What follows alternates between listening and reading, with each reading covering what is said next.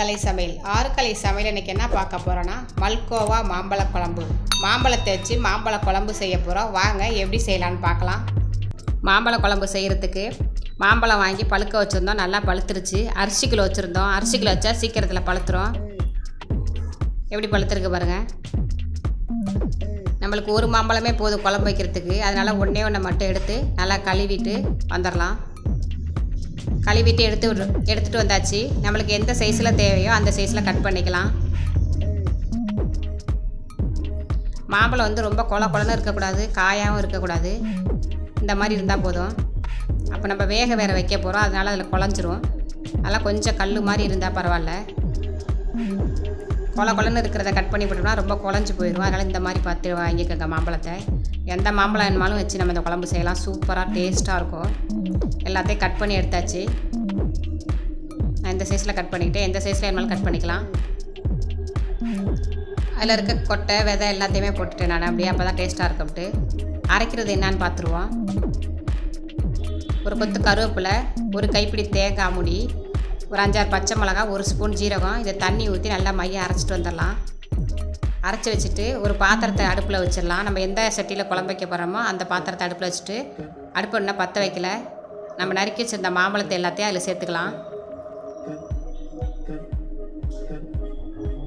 நம்ம எவ்வளோ மாம்பழம் வேணுமாலும் போடலாம், எவ்வளோ குழம்பு வேணுமாலும் வச்சுக்கலாம்.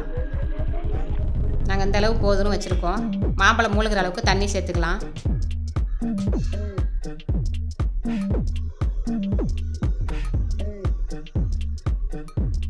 கொஞ்சம் மஞ்சத்தூள், கொஞ்சம் ஜீரகமும் சேர்த்துக்கலாம்.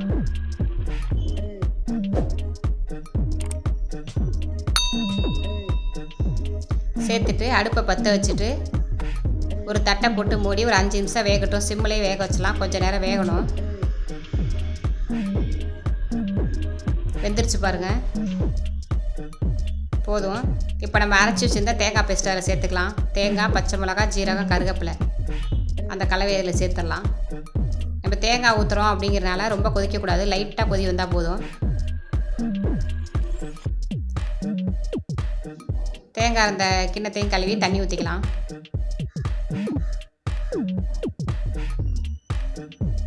தேவையான உப்பு சேர்த்துக்கலாம். சேர்த்துட்டு எல்லாத்தையும் ஒன்றா கலக்கி விட்டுலாம். அடுப்பு சிம்லே தான் இருக்குது. கொதிக்கக்கூடாது. ரொம்ப லைட்டாக கொதி வந்தால் போதும். இப்போ நம்ம தயிர் சேர்த்துக்க போகிறோம். நான் அந்த பெரிய கரண்டியில் 1 கரண்டி தயிர் சேர்த்துக்கிட்டேன். நம்ம எவ்வளோ தயிர் வேணுமாலும் சேர்த்துக்கலாம். தயிர் நிறையா சேர்த்தாலும் நல்லா தான் இருக்கும். புளிப்பு அதிகமாக இருக்குங்கிறனால கம்மியாக சேர்த்துக்கிட்டேன் தயிரும் தேங்காயும் சேர்த்துட்டு குழம்ப கொதிக்க விடக்கூடாது. எல்லாத்தையும் ஒன்று போல் கலக்கி விட்டுட்டு அடுப்பு ஆஃப் பண்ணிக்கலாம். நம்ம ஊற்றிருக்க தயிர், புளிப்பு, மாம்பழம் இனிப்பு, பச்சை மிளகா காரம் எல்லாம் சேர்ந்து செம்ம டேஸ்ட்டாக இருக்கும். ஒரு வாணலி அடுப்பில் வச்சுட்டு கொஞ்சமாக ஆயில் ஊற்றிட்டு கடுகு, உளுந்த பருப்பு, கொஞ்சம் ஜீரகம், ஒரு கொத்து கருவேப்பிலை,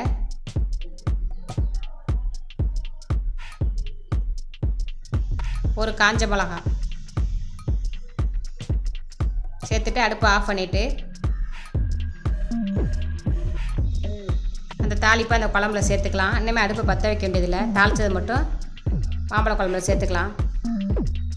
சூப்பரான சுவையான செம டேஸ்டான மல்கோவா மாம்பழ குழம்பு அருமையாக ரெடி ஆயிடுச்சு. மாம்பழம் மட்டும் இருந்தால் போதும். கண்டிப்பாக நீங்கள் ட்ரை பண்ணி பாருங்கள். வீடியோ பார்த்ததுக்கு தேங்க்யூ. இந்த வீடியோ உங்களுக்கு பிடிச்சிருந்துச்சுன்னா லைக் பண்ணுங்கள், ஷேர் பண்ணுங்கள், சப்ஸ்கிரைப் பண்ணுங்கள். கூடவே அந்த பெல் பட்டனை அமுக்கிக்கோங்க.